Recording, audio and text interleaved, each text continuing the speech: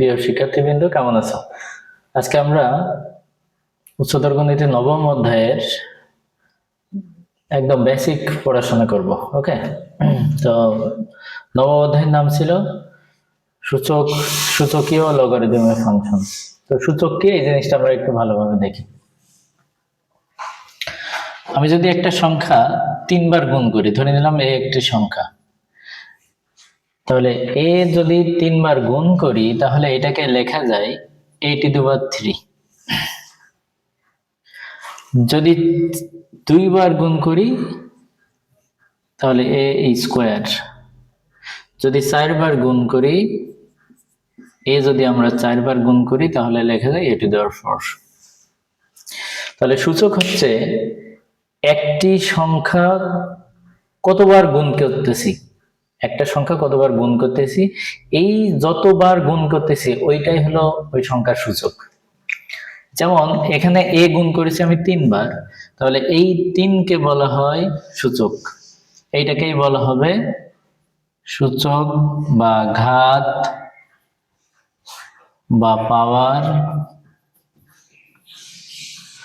আর এইটাকে বলা হয় বেস বা ভিত্তি। তাহলে একটা সংখ্যা, যে এ যদি একটা সংখ্যা ধরে নিই, তাহলে এ যদি n সংখ্যক বার গুণ থাকে তাহলে এটাকে লেখা যায় a⁴n। তার মানে আমি বুঝতেছি এ এখানে গুণ আছে n বার, তাহলে n হলো এখানে হলো ঘাত বা সূচক, আর এই টোটালটাকে বলা হয় সূচকীয় রাশি।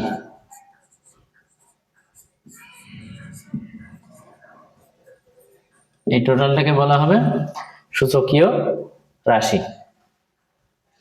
এখন সূচকের ক্ষেত্রে যে সূত্রগুলো আছে, সূত্রগুলো আমরা একটু দেখে নিই।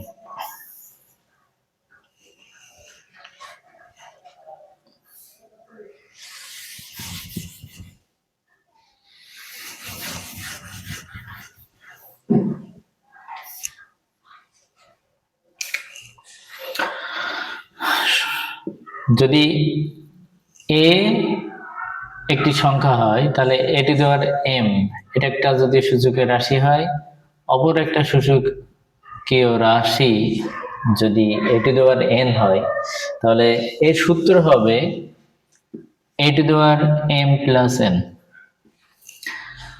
তাহলে এই যে ভিত্তি যদি একই হয় এবং পরস্পর গুণ আকারে থাকে তাহলে এদের পাওয়ার যোগ হয়।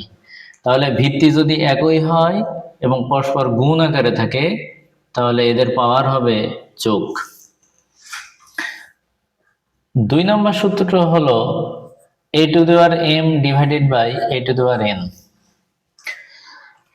যদি ভিত্তি একই হয় এবং পরস্পর ভাগ আকারে থাকে তাহলে যদি আমরা পাওয়ারটাকে উপরে তুলি, যেহেতু ভিত্তি একই ভাগ আছে, তাহলে পাওয়ারটাকে উপরে নিয়ে গেলে বিয়োগ হবে।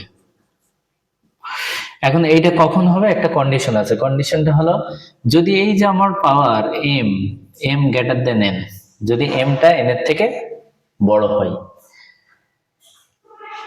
তার মানে আমরা এখান থেকে আরেকটা কথা বলতে পারি, যদি ভিত্তি একই হয় এবং পরস্পর ভাগ থাকে তাহলে ভাগ থাকলে ওটা উপরে গিয়ে বিয়োগ হবে। 3 নম্বর সূত্র হলো, এটার একটা আছে, যদি n > m হয় তখন আমরা লিখি, তখনকার সূত্র 1/a⁻n - m। এইটা হবে যখন n m এর থেকে বড় হবে। 4 নম্বর সূত্র হলো, যদি a আর b দুইটা সংখ্যা হয় এবং টোটালটার উপরে যদি পাওয়ার থাকে m, তাহলে এটাকে লেখা যায় a⁻m × b⁻m।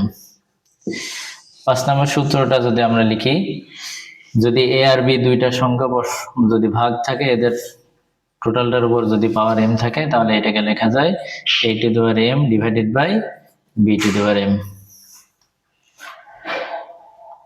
6 নম্বর সূত্র হলো, যদি পাওয়ারের পাওয়ার থাকে a⁻m, এর পাওয়ার যদি আবার n থাকে তাহলে এটাকে লেখা যায় a⁻mn। পাওয়ারে গুণ হয়। 7 নম্বর সূত্রটা হলো যদি এর পাওয়ারটা ঋণাত্মক থাকে তাহলে এইটাকে আমরা লিখতে পারি 1 divided by a to the power n। যদি ঋণাত্মক থাকে বা ইনভার্স থাকে এটাকে বিপরীত আকারে লিখলে 1 ডিভাইডেড বাই লিখলে এটা ধনাত্মক হয়ে যায়। এবং আমরা জানি কোন সংখ্যার উপরে শূন্য মানে হলো তার মান হলো 1। সূচকীয় এবং লগারিদমের যে ফাংশন এই অধ্যায়ের সূচক অধ্যায় অর্থাৎ 9.1 এর এই সূত্রগুলো সবসময় কাজে লাগবে এবং তোমরা এগুলো জেনারেল ম্যাথের 4.1-এও এগুলো তোমরা পড়েছো।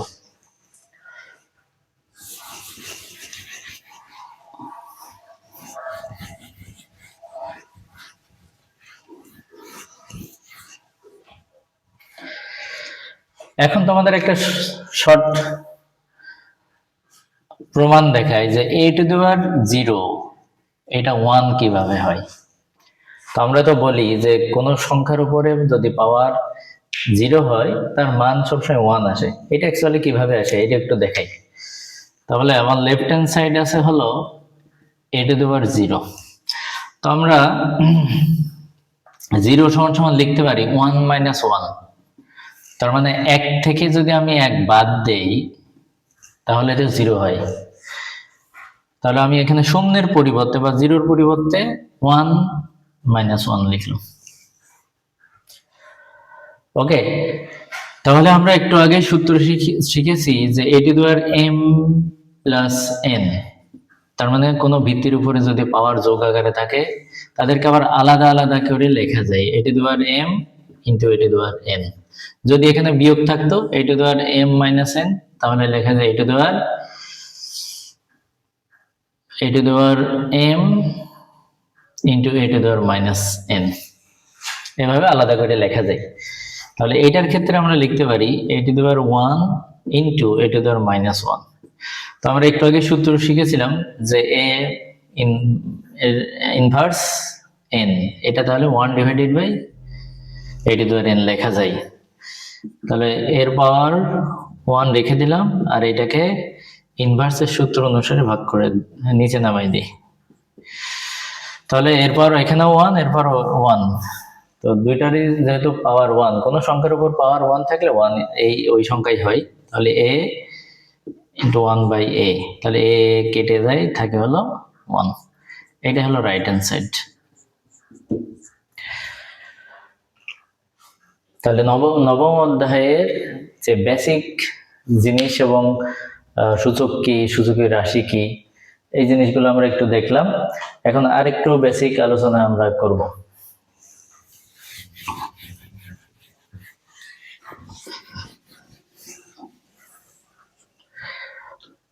তাহলে একটা সূচক যখন আমরা লিখি a to the power x সমান সমান, যদি আমি এটা সমান সমান কিছু লিখি তখন এইটাকে আমরা বলবো সূচকীয় সমীকরণ।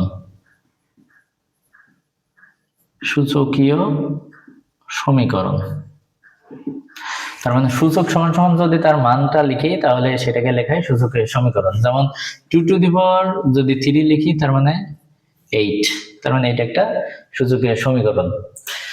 যেমন আমরা একদম বেসিক আলোচনার সময় দেখিয়েছিলাম যে 2 গুণন 2 গুণন 2, তার মানে 3টা 2 যদি গুণ হয় এটাকে আমরা লিখতে পারি 2 টু দি পাওয়ার 3। তাহলে এটাই ছিল সূচক আর এটা হলো ভিত্তি ছিল, আর টোটালটা সূচকীয় রাশি।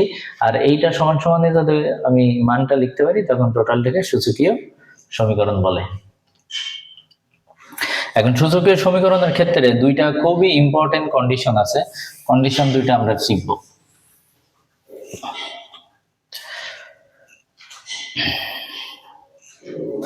এক নম্বর কন্ডিশন হলো a to the power x সমান সমান a to the power y। এইটা সমান সমান আমরা যদি x সমান y লিখতে পারবো তখন যখন এর ভিত্তি a গ্রেটার দ্যান 0 এবং a নট ইকুয়াল 1 যদি হয় তখন আমরা এই সূচকের সমীকরণ থেকে x সমান সমান y লিখতে পারি। তার মানে যদি ভিত্তি সমান হয়, দুইটা সূচকের যদি ভিত্তি সমান হয়, এদের পাওয়ার সমান সমান লেখা যায়।